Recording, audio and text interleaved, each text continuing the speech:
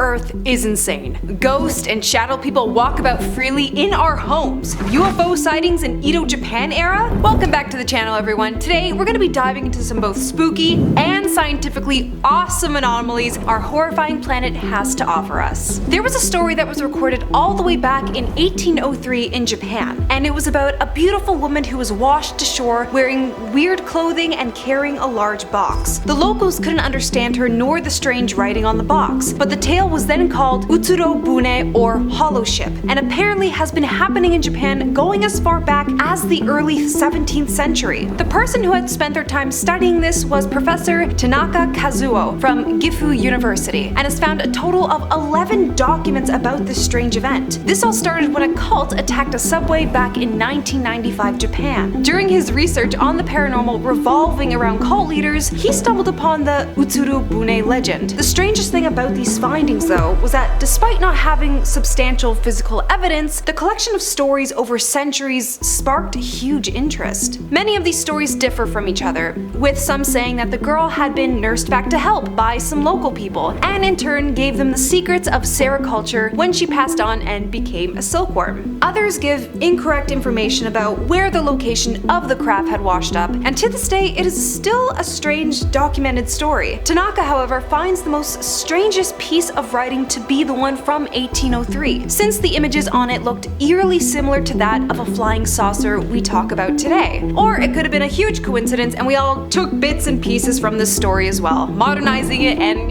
spicing it up a little bit. I feel it was probably based on something that really happened, but Japan has largely closed off since then, so if there was a wreck of a foreign ship or foreign people had arrived in the country, it would have been a huge event and a government official would have investigated and left a public document, states Tanaka. Could you imagine being someone that accidentally stumbles upon a 9,000-year-old underwater Stonehenge? Obviously not the real Stonehenge, but still an underwater structure with petroglyphs on it? This one was discovered in Lake Michigan's Grand Traverse Bay, and was accidentally discovered with sonar techniques, which are generally used for shipwrecks. Mark Hawley, a professor who teaches underwater archaeology at Northwestern Michigan University College, says this: "When you see it in the water, you're tempted to say that is absolutely real. But that's what we need the experts to come in and verify." He was the one who had also made the discovery back in 2007. The boulders that had the markings on them were 5 feet long and roughly 4 feet in height. These markings are what made them assume that it could be an ancient petroglyph that happened just after the Ice Age. One that's been shared to the public looks similar to an elephant. The researchers, however, who study petroglyphs wanted more proof to really clarify that it was what they claimed it to be, and Mark stated, "Excerpts in petroglyphs generally don't dive, so we're running into a little bit of a stumbling block here. You're telling me these scientists just possibly discovered new ancient creations and you won't take the chance to go and dive in yourself? That would open up even more questions about how it originally got submerged, maybe even giving us more information on how the land was set up back then." I don't know, I'm not a scientist.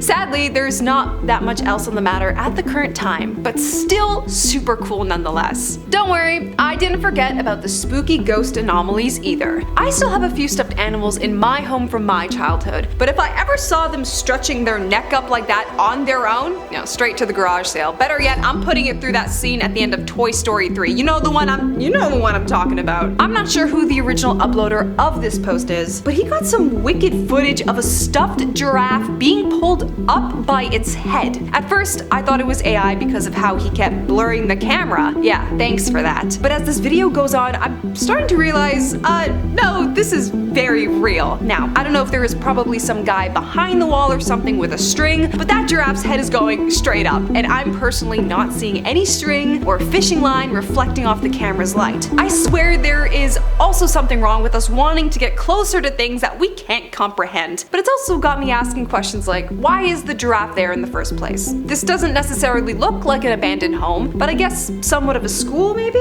Either way, you touched it by kicking it at the end of the video, and therefore you've made it latch onto you now.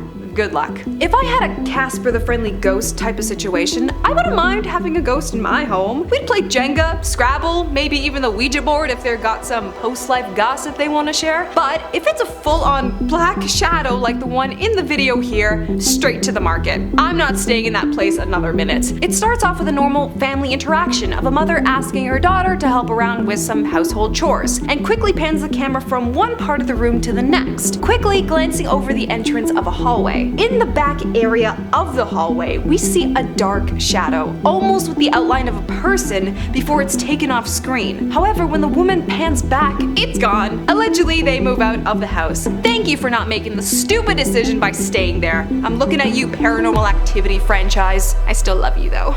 But in their new home, the mother states that she had been smelling sulfur constantly, and insects kept popping up around their home. I honestly don't know what's worse, a ghost or a house centipede. I'd rather not be able to see anything though, so I'll go with the ghost demon thingy personally. You are not safe anywhere when it comes to ghosts, not even in your own workplace. This video is somewhat sad because this officer in the video seemed so sincere in his answer when he was talking to a sweet old lady by the name of Miss Abigail. Another officer, who is the one filming this, sees the interaction going on with her coworker. Eventually, she buzzes him through the walkie asking, "Who are you talking to?" He states he's talking to Miss Abigail, and I quote, "A lovely lady who wanted to get into the building to see someone named Mr. Griffin, but was told to come back tomorrow since they were closed." Heck no. If that was really a ghost he was talking to, and this wasn't a stunt that people claim it to be, you never open the door. It's like a vampire. Once they're invited in, they're in. What if this was a demon taking the past woman's appearance to gain entry, since they are known to take the shapes of the innocent to trick humans? Carrying on, the coworker tells him that this Miss Abigail person had been passed on for 2 years already, and that she cannot see the person he was talking to through the door. When the cop makes that realization that it's a supposed ghost, he absolutely books it. You really saved yourself there, dude. Who knows what could have happened if you opened that door. I'm not surprised I was gonna get into some Canadian anomalies at some point, but thankfully, this one is another scientifically cool one than a spooky one. How would y'all react if you were hiking in a Canadian forest one day, only to be met with the ground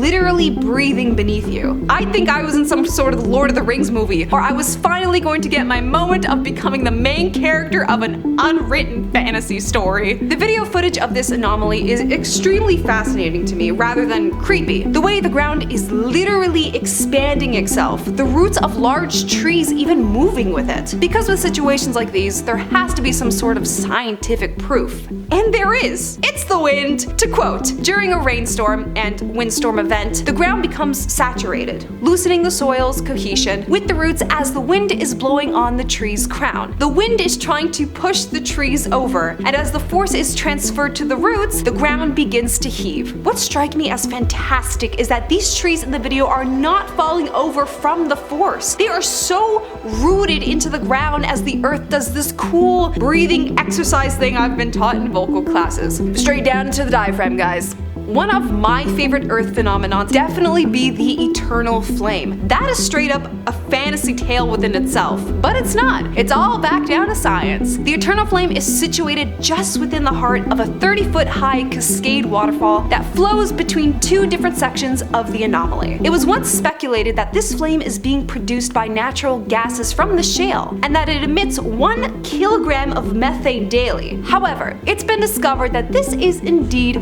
false. The rock beneath the waterfall isn't hot or cold enough to create the gas pockets required to break down the carbon molecules in the shale that creates natural gas. There must be another reason why there is a continuous gas supply, but scientists still aren't entirely sure why it's happening. However, if we want to get all mythological about it, let's get into some non-scientific reasons for it. It starts with Roman mythology, with the eternal flame being rooted with deities, especially talking about Vesta, or Estia, goddess of the hearth, home and domesticity when referring to Greek mythos. The fire was created when Jupiter, or Zeus, entrusted Vesta in keeping a portion of primordial flame to allow it to continue burning as a symbol of the god's loyalty of looking after the Roman people. Just the right amount of spooky and cool scientific discoveries when we're exploring anomalies.